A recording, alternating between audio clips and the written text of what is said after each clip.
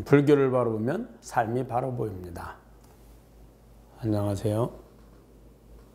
불바보TV의 목적입니다. 여러분 반갑습니다. 오늘은 여러분들이 지난번에 방송했던 49제를 보고 질문을 하셨습니다. 그 질문 중에 하나가 뭐였냐면 어떤 것이 가장 돌아가신 분에게 바람직한 장례 방식인지에 대해서 질문했습니다. 그래서 우선 오늘은 이것을 말씀드리도록 하겠습니다. 그래서 돌아가신 분에게 가장 도움이 되고 바람직한 장례 방법에 대해서 말씀드리겠습니다.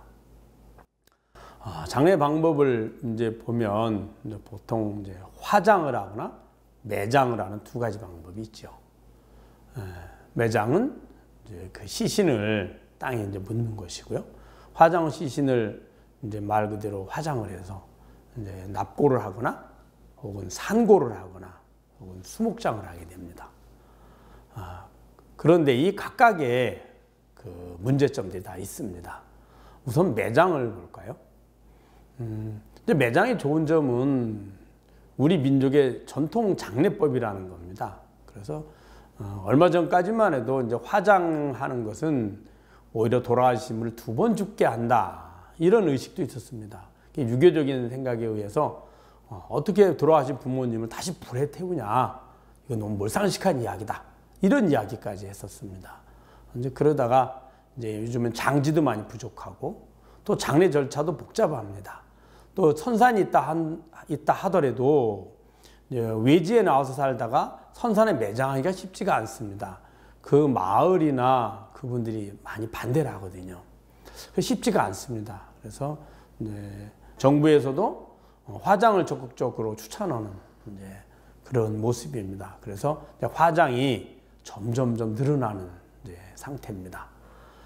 자, 그런데 매장은 말씀드린 것처럼 우리 민족 전통의 장례법이고 또 그 매장을 하게 되면 좋은 점이 있습니다. 예를 들어 선산에 매장을 하거나 뭐 어느 장소에 매장을 하면 후손들이 부모님을 생각하고 추모할 수 있는 어떤 대상이 존재하게 되죠. 그래서 함께 가서 이제 뭐 벌초도 하고 또 산소도 이제 이렇게 가꾸고 또 함께 가서 제도 지내고 하면서 우리가 한 가족이다 이런 것들을 이렇게 확인할 수 있는 계기가 되죠. 즉 가족 화합에 문중 화합에 도움이 되기도 합니다. 자, 그런데 이 매장법이 돌아가신 분에게는 별로 이렇게 썩 좋지 않습니다. 왜냐하면 이제 돌아가신 분들의 영혼이 이 육신에 대해 집착을 하게 되거든요. 우리가 평생 이 육신을 나라고 여기다 집착을 했습니다. 그런데 죽음을 통해서 육신을 이제 버리게 됐죠. 그래도 집착을 합니다. 마치 내가 살던 집은 10년 전에 살던 집이라도 우리는 지나가면서 저것이 바로 내가 살던 집이야. 혹은 내가 유년 시절에 살았던 예를 들어 20년 혹은 50년 전에 살았던 것도 내 고향이야 라고 집착하잖아요. 그런데 하물며 평생을 나로 집착해서 그렇게 애지중지했던 몸인데 죽었다고 해도 어떻게 집착을 하지 않겠습니까? 가장 집착하죠.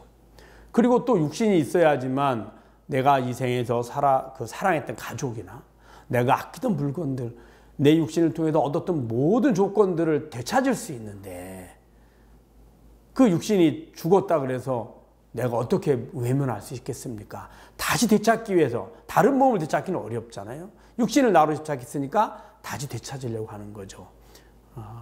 비유가 적당한지 모르겠지만 우리가 예를 들어서 열심히 사업을 하다 부도가 났다고 생각해 보십시오. 사실은 제3자가 객관적으로 봐서는 다시 사업을 살리기는 이미 어렵다는 것을 판단을 하게 됩니다. 근데 본인의 입장에서는 아니야, 요것만 하면 살릴 수 있을 거야. 다시 시작할 수 있을 거야 라고 해서 그것을 다시 되찾으려고 시작하려고 많은 시간과 노력을 허비하게 되죠. 하물며 몸인데 어떨까요? 자신의 생명인데. 그래서 집착을 가져옵니다. 그 집착은 영혼이 더 나은 세계로 환생하는 곳에 오히려 방해를 하게 되죠. 왜냐하면 그 집착한 마음을 내려놓고 마음을 이성적으로 잘 고요히 성찰을 해서 더 나은 행복의 길을 찾아가야 될 건데 그 집착으로 해서 가고 싶은 생각이 없거든요. 그러니 당연히 행복한 곳에 환생하는 것을 방해하죠. 또 유족들에게도 집착을 가져옵니다. 이것이 우리 부모님의 묘야, 묘소야. 마치 부모님이 그곳에 계신 것처럼 집착을 하죠. 그 집착은 다시 영혼의 집착을 불러옵니다. 왜냐하면 묘에 가서 제사를 지내거나 그 어떤 모임을 하거나 그곳에 가서 부모님을 떠올릴 때마다 부모님에게도 그 마음이 영혼에게도 전달이 될 거거든요. 아, 저곳이 바로 내 육신이 있는 곳이야 라고 해서 집착을 하게 되겠죠. 마치 누군가가 예를 들어서 제 이름으로 목종이라는 이름으로 신문에 뭐 기사를 냈거나 어느 곳에 나온다면 어떨까요? 아, 이게 나구나. 그 집착을 하게 되잖아요. 그것처럼 영혼에 대한 집착을 가중시킵니다. 그 인간의 육신에 대한 집착이나 인간의 삶하는 동안에 우리가 생로병사를 겪으면서 얻었던 그런 마음의 업식에 대한 집착은 결코 영혼에게 바람직하지 않습니다. 왜냐하면 인간 세계보다 더 행복한 세계, 하늘의 세계나 아수라의 세계나 혹은 저 부처님의 세계로 가는데 장애가 되기 때문입니다. 그래서 바람직스럽지 못하죠. 또 묘지의 사후관리도 문제입니다. 이 왜 그러냐 하면 옛날에는 뭐 인구가 적었으니까 돌아가신 분도 적고 해서 산에 있던 혹은 터가 좋은데 우리가 터 좋다 하잖아요. 그런데 묘를 모시기도 하고 선사를 또 해서 모시기도 하고 이렇게 해서 관리가 잘 돼 있었습니다. 근데 요즘에는 관리하기 어렵습니다.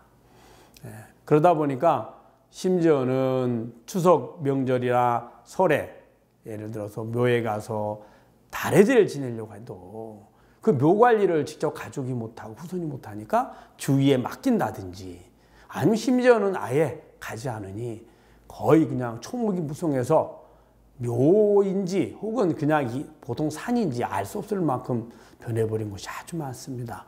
또 과거에는 묘지로서 이렇게 있어서 누구나가 저것은 선산이구나 혹은 공동 묘역이구나 이렇게 알던 곳을 대부분이 개발을 해서 아파트 단지를 짓는다든지 어떤 공공건물을 그곳에 짓는다든지 이렇게 개발하는 경우도 아주 많습니다. 그러니 그 묘가 지금 매장을 해서 있는다 하더라도 과연 얼마만큼 보존이 될지 보존되면서도 얼마만큼 자손들이 잘 관리를 할지가 기약할 수가 없습니다. 어렵습니다. 또한 예를 들어서 우리가 이제 공공묘원들이 있습니다. 그런 데 가서 이제 묘를 매장을 한다 하더라도 거기에도 계약 기간이 있거든요. 일정 기간이 지나면 그것도 유족들에게 그 묘를 옮겨달라고 하든지 이렇게 해서 다시 재계약을 하지 않으면 그곳에서도 그걸 이제 없애버립니다. 이게 요즘의 실태거든요. 그래서 첫째, 매장은 영혼의 집착을 부추기고 또 가족들 또한 그곳에 집착을 해서 돌아가신 분에게 별로 도움이 되지 않고 또 그 집착은 영혼이 더 나은 행복한 세계로 가는데 방해를 하게 되고요. 그 묘지 관리도 쉽지 않고 그래서 별로 그렇게 권장할 것이 못 됩니다. 자, 그 다음에 또 화장을 볼까요? 화장은 사실 이제 우리 전통 장례법이라기보단 불교식 장례법입니다. 초기에는 많이 이제 거부 반응이 있었는데 요즘에는 거의 한 60, 70% 이상이 다 화장을 합니다. 그래도 정부에서 적극 권장하는 장례법이고요. 화장을 하면 좋은 점은 영원히 집착할 대상이 사라져 버렸죠. 이미 다 불에 타서 다 가루로 내서 모셨든지 혹은 산고를 했든지 했을 거니까 육신을 그대로 매장하는 것보다야 훨씬 더 집착이 줄죠. 그리고 또한 사후 관리가 크게 필요 없죠. 땅이 필요하다든지 혹은 그것을 벌초를 하든지 묘를 관리해야 된다든지 이런 것들이 많이 없습니다. 또 그 관리 문제로 가족 간의 갈등이나 불화도 생기지도 않고요. 또 추모를 하고 싶으면 예를 들어 납골을 했다면 언제든지 창방 가서 누구라도 그냥 편하게 추모할 수도 있고요. 그래서 이런 장점이 있습니다. 단점은 추모할 대상이 상실입니다. 중생들은 그 뭔가가 이렇게 부모님을 연상시킬 수 있는, 조상님을 이렇게 떠오르게 할 수 있는 대상이 좀 필요로 하거든요. 그래서 이제 묘가 그 역할을 했는데 이제 그런 대상이 사라져 버리죠. 그래서 가끔 그런 말을 하는 분들 들었습니다. 화장을 해서 산고를 했더니 가끔 어머니 생각이 났을 때 좀 가볼 만한 곳이 없어서 너무 서운하기는 합니다. 이런 그 말씀을 이렇게 하시는 분도 계시긴 합니다. 그래서 그런 대상이 없어졌다. 근데 그 대처 방법으로 이제 화장을 하고 나서 수목장을 하거나 혹은 납골당에 모시는 경우가 있습니다. 묘 대신이죠. 그렇게 하기도 합니다. 그래서 그러면 화장을 하고 나서 그 다음에 납골당에 이제 모시는 것, 납골을 하는 것, 또 그 다음에 수목장을 하는 것, 그 다음에 또 이제 화장을 해서 산골이라 해서 이렇게 골분을 이제 뿌리는 거죠. 뿌리는 거. 이런 것들에 대해서 차이점을 이제 보도록 하겠습니다. 자, 이제 화장을 해서 이제 많은 분들이 납골을 하게 됩니다. 납골당에 갖다 모셔놓는 거죠. 이렇게 납골함을 만들어서 그것을 모시게 되는데, 그것의 좋은 점은 이제 그 매장했을 때만큼은 아니지만 또 부모님의 어떤 그런 분이, 우리가 부모님을 추모하고 있는 그런 대상이 그곳에 있으니 자주 가서 뵙고 또 부모님을 추모할 수 있고 조상님을 추모할 수 있는 그런 계기가 됩니다. 그리고 또 하나는 매장보다는 집착이 덜하게 됩니다. 그 영혼 자체도, 망자 자체도 이미 다 타버렸고 그냥 다 그것도 곱게 빤 그 가루니까 뭐 몸도 아닌데 무슨 집착을 하겠습니까? 훨씬 더 집착이 줄겠죠. 그래서 영혼이 이제 내 몸은 사라졌으니 나는 내 갈 길을 가야 되겠구나 라고 이성적인 사고방식으로 더 나은 것을 선택하는데 훨씬 더 도움이 되겠죠. 또 자손들도 아무래도 묘보다는 훨씬 덜 집착하게 됩니다. 그리고 또 말씀드린 것처럼 언제든지 그냥 가보고 싶으면 관리가 따로 필요 없으니까 일정 기간 계약을 해서 모시게 되면 언제든지 가서 뵐 수 있는 이런 장점도 있죠. 근데 여기에도 문제가 있습니다. 말씀드린 것처럼 완전하게 집착이 많은 망자가 집착이 많은 영혼들은 그 납골에도 또 집착을 하거든요. 저것도 내 거야. 이렇게 집착하거든요. 말씀드린 것처럼 예를 들어서 유년기간에 살았던 이 50년, 60년이 지난 그 고향도 내 고향이라고 생각해 더 가보고 싶고 보고 싶은 게 중생의 마음이거든요. 심지어는 내가 쓰던 물건도 저 내가 썼던 거야 라고 하잖아요. 그러니 당연히 집착이 전혀 없을 수는 없겠죠. 그래서 집착을 하게 되고요. 또 납골시설에는 많은 분들이 함께 있습니다. 그러면 그곳에는 집착이 많은 영혼들도 분명히 존재할 거거든요. 그런 영혼들이 다 같이 존재한다는 건 또 어떤 의미를 지닐까요? 내가 같이 함께 사는 사람이 아주 훌륭한 사람만, 선하고 이웃에 도움을 주고 아주 인격적으로 훌륭한 사람만 있다면 너무 좋겠지만 인격적으로도 문제가 있고 욕심 많고 남을 해하고 아주 그 악한 사람들이 있다면 불편하겠죠. 근데 납골 시설에 오는 그 납골 그 영혼들은 어떤 종류의 영혼이든 다 올 수 있지 않겠어요? 그러면 그 납골 시설에서 납골 그 묘를, 그 납골 그 함을 집착하는 영혼들은 되게 집착이 많고 악하고 욕심 많고 이런 영혼들이 주로 그곳에 집착해서 머물 거거든요. 오히려 마음이 선하고 그 다음에 착한 일도 많이 하고 공덕도 많이 있고 지혜 있는 영혼들은 그것은 아무 의미가 없어 라고 해서 이미 다 대부분 본인이 다음 생을 갔을 거고요. 그러면 그런 시설에 있다고 생각하면 부모님이 말씀드린 것처럼 집착을 버리고 좋은 곳에 갔다면야 뭐 더더욱 말할 것도 없겠죠. 그런데 가지 못하고 그나마 집착이 있어서 오신다면 어떨까요?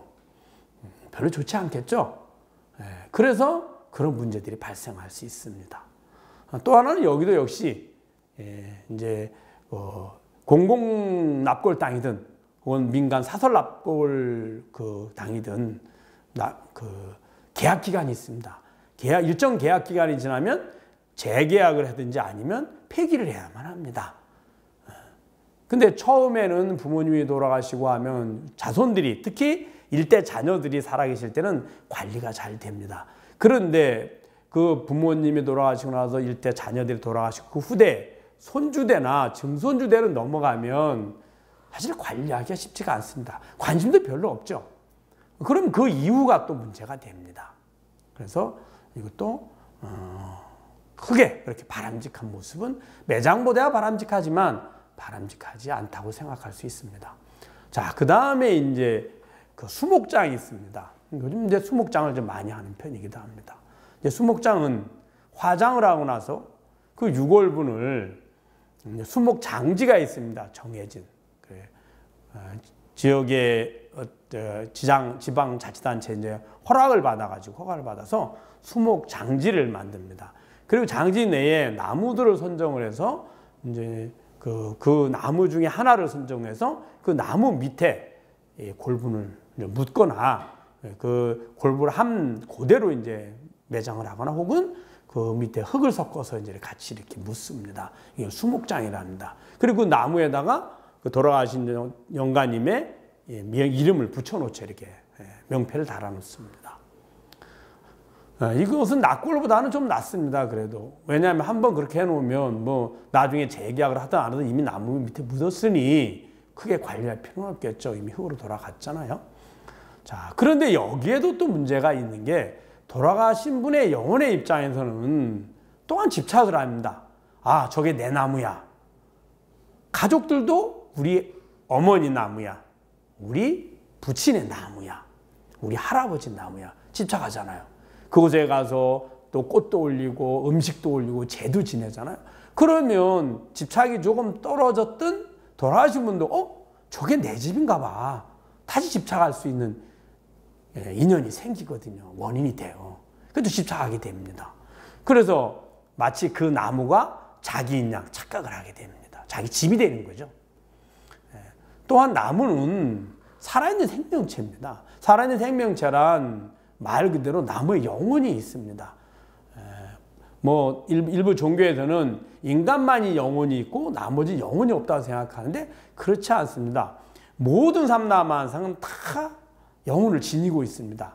물론 그 물건에 따라 대상에 따라서 영혼의 그 지혜의 정도나 그 능력의 정도가 차이는 있지만 다 지니고 있습니다. 그러니 그 나무는 또한 어떨까요? 나무 나름대로의 생명력이 있고 또 오래 큰 나무는 어떨까요? 뭐 100년, 200년씩 살아온 그 힘이 있죠. 그 자칫 잘못하면 그 나무 밑에 매장을 하게 되면 예를 들어서 수목장을 하게 되면 오히려 망자의 영혼이 나무 영혼의 종이 되는 겁니다. 일종의 그 나무 영혼의 집에 새들어 사는 게 되는 거거든요. 여러분 요즘 흔한 말 있죠? 조물주 위에 건물주. 그 상태가 돼버립니다. 그러면 어떨까요? 우리는 부모님을 나무 밑에 이렇게 잘 매장을 해서 아주 편안하고 행복하라고 모셨는데 그 나무의 종으로 갖다 그 조건을 만들어준 거죠. 종이 되도록. 그게 너무 어리석음이죠. 그러할 가능성이. 왜 이런 현상이는 오히려 작은 나무는 이제 그만의 이제 생기가, 즉 영혼의 힘이 작으니 그렇게 할 수 없습니다. 별로. 영혼이 집착하지 않으면. 그런데 큰 나무일수록, 오래 묵은 나무일수록 영혼의 힘이 강하거든요. 생령이라 합니다. 생기의 힘이 강하죠. 근데 유족들은 대부분 그 수목장에 가보면 아주 크고 멋진 나무에 묵기를 되게 원하거든요. 그러면 그 나무에 오히려 깃들어 사는, 새들어 사는 부모님의 영혼이 됩니다. 그래서 그러한 단점이 있습니다. 또 수목장도 또 마찬가지입니다. 많은 영혼들이 그곳에 와 있죠. 그래서 이런 영혼, 저런 영혼, 많은 영혼들이 있고 또 그 수목장에 남을 집착하는 영혼일수록 혹은 나무가 고목이어서 오래오래 수백 년 묵은 나무를 짓도록 그런 집착이 더 인간의 지혜나 그 인간의 공덕보다 훨씬 낮은 차원이기 때문에 영혼에게 도움이 되지 않겠죠. 그래서 오히려 도움이 되지 않습니다. 자, 문제 마지막으로 산골이라는 것이 있습니다. 본래 불교적인 장례법은 화장을 해서 그 골분을 뭐 납골에 모시거나 혹은 말씀드린 것처럼 수목장으로 모시거나 이러는 것이 아니고 산골이라서 뿌리는 겁니다. 흩어 뿌리는 거죠. 그 방법은 이제 화장을 하고 나서 골분을 이제 곱게 빠서 돌아가신 분이 이제 뭐 평소에 가고 싶어 했거나 가길 좋아했거나 인연 있는 곳, 뭐 고향 근처라든지 자주 가던 산이라든지 혹은 자주 가던 강이라든지 이런 곳에 뿌리는 겁니다. 혹은 그런 곳이 없더라도 뭐 사찰에서 49제를 하고 사찰에 입회를 모신다, 49제를 모신다면 그 주위에 갖다 이렇게 산골 하는 것도 좋은 방식이기도 하고요. 또 강이나 산에 뿌릴 때 이제 마지막 올려드렸던 밥을 그걸 진수라는데 진수에 섞어서 이렇게 뿌리기도 합니다. 왜냐하면 그 골분에 밥이 이렇게 섞어서 뿌리면 다른 개미라든지 곤충이라든지 새라든지 동물이라든지 그것을 먹고 돌아가신 분의 공덕이 되라고 이게 불교식 장례법 중에 하나입니다. 그렇게 뿌리기도 합니다. 이 좋은 점은 산골의 좋은 점은 이제 뿌리고 나면 뭐 다시 관리할 필요가 없죠. 또 두 번째는 돌아가신 분께서 집착할 대상이 뭐 골분도 없고 수목도 없고 아예 뭐 매장도 하지 않아서 시신도 없으니 그것도 다 흩어 뿌렸으니까 어디에 집착을 하겠습니까? 그러니까 집착이 완전히 사라져 버리게 되겠죠. 또 가족들도 마찬가지입니다. 산고를 할 때 한 곳에 산고를 하는 것이 아니라 주위를 이렇게 다니면서 산고를 하니 어디에 가서 특별히 뭐 제를 모신다든지 특별히 뭐 추모를 하겠습니까? 그러니 이제 그런 대상이 추모의 대상이나 집착의 대상이 완전히 사라져 버리는 거죠. 그래 이런 분들을 위해서 이제 보통 어떻게 하냐면 사찰에서는 그 돌아가신 분의 위패를 절에 모시세요 이렇게 권해드립니다. 그래서 이제 화장을 하고 산고를 하고 위패를 이제 절에다 모셔두게 되죠. 자, 그러면 절에 위패를 봉안했을 때 이제 어떤 이점이 있을까요? 왜 그럼 스님들은 절에다 위패를 봉안하라 했을까요? 자, 사찰의 위패 봉안은 왜 하는 걸까요? 첫째 이제 사찰의 위패를 봉안하게 되면 그 돌아가신 분이 언제든지 사찰의 제의식에 참석할 수 있습니다. 뭐 지장 제일이나 혹은 뭐 백중이나 그 다음에 뭔가 이렇게 큰 제를 지낼 때 언제든지 올 수 있죠. 또 와서 음식도 드시고 부처님 법문도 들을 수 있습니다. 그러므로 인해서 이 돌아가신 분이 지혜도 점점 늘어나고 공덕도 더 늘어날 수 있는 기회가 주어지거든요.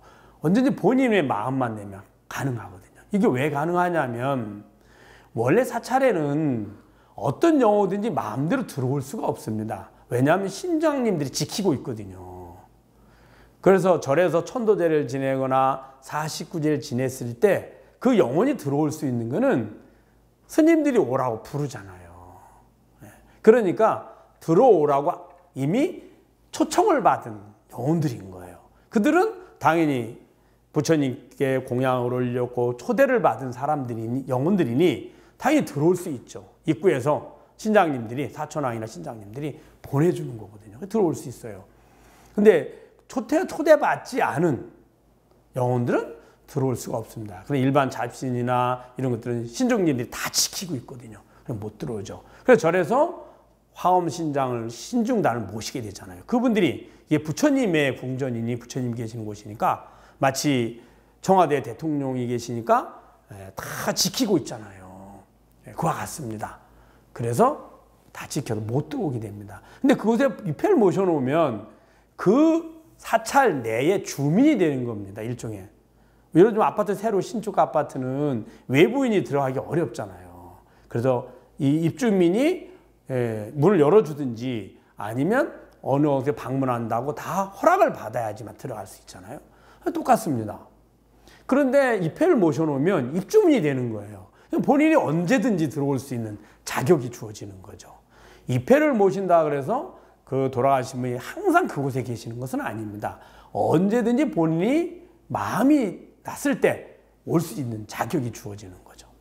그러면 제를 지내거나 하면 음식을 많이 베풀고 부처님께 공양을 올리고 또 부처님 지혜를 설명해 들으니까 당연히 연보를 통해 설명해 주니 그곳에 와서 맛있는 음식도 먹고 또 부처님 지혜도 듣고 지혜와 공덕이 점점 늘어나니 지금보다 더 나은 곳에 환생할 수 있는 자격을 점점 갖추게 되는 거거든요. 그럼 언젠가는 저 부처님들에게 극락왕생할 수도 있고 언젠가는 해탈열반으로 이룰 수 있는 좋은 조건이 되죠. 만약에 매장을 했으면 그 돌아가신 분이 음식을 먹을 수 있는 때는 예를 들면 영혼이 제사를 지내거나 그분의 기제를 지내거나 아니면 묘에 가서 우리가 제를 지낼 때 그때뿐이거든요. 즉 그분에게 주어진 것만 우리가 영혼들이 먹을 수 있습니다. 우리 생각에는 뭐 영혼이니까 보이지 않으니까 아무 데 가서 아무 식당에 가서 먹을 수 있지만 그렇지 않습니다. 지금 우리 살아있는 우리도 내게 주어진 것만 내가 먹고 얻을 수 있는 겁니다. 주인이 나를 위해 누군가 나를 위해서 주었든지 아니면 내가 돈을 대가를 주었든지 이 두 가지만이죠. 똑같습니다. 영혼의 세계도. 그래서 사찰의 입회를 모시면 그런 좋은 일들이 있습니다. 또한 사후 관리가 필요 없죠. 한번 모셔놓으면 그 절이 존속하는 한 계속 기도하고 또 스님들이 항상 축원할 때마다 그분들을 다 통합해서 축원해 드리거든요. 그래 어느 사찰에 입회에 모셔진 모든 영가님들 다 극락왕생하십시오 라고 뭐 조속으로 하기도 하고 백중대나 이렇게 제를 지낼 때는 다 또 모셔다가 같이 입회를 붙여서 같이 하기도 하고 또 추석이나 명절 때 혹시 자손들이 오든 안 오든 그분들 다 제를 지내주니 그보다 좋은 게 없죠. 그래서 사찰에 입회를 모시는 겁니다. 자, 그래서 가장 바람직한 장례법을 추천해 드린다면 첫째 화장을 하는 겁니다. 그리고 산고를 하고 그리고 49제를 모시면서 49제 모시는 동안에 그 사찰에 49제 지낸 사찰에 입회를 봉헌하는 것 이것이 가장 추천할 수 있는 바람직한 장례법이라고 할 수 있습니다. 두서없이 이제 말씀을 드렸는데 여러분들 한번 잘 생각해 보시고 사실 장례 절차나 49제든 그 후에 기제는 살아있는 사람을 기준으로 하는 것이 아니라 우리 돌아가신 부모님이나 조상님들에게 조금이라도 또 도움이 된다면 그것이 훨씬 더 나은 방법이거든요. 그래서 지금의 힘들고 어려운 고통의 상태에서 더 나은 행복의 상태로 환생할 수 있도록 도움을 주는 것이 꼭 필요하겠죠. 우리 불바보TV 시청자 여러분 잘 아셨죠? 불교를 바로 보면 삶이 바로 보입니다. 불바보TV의 목적이었습니다. 감사합니다.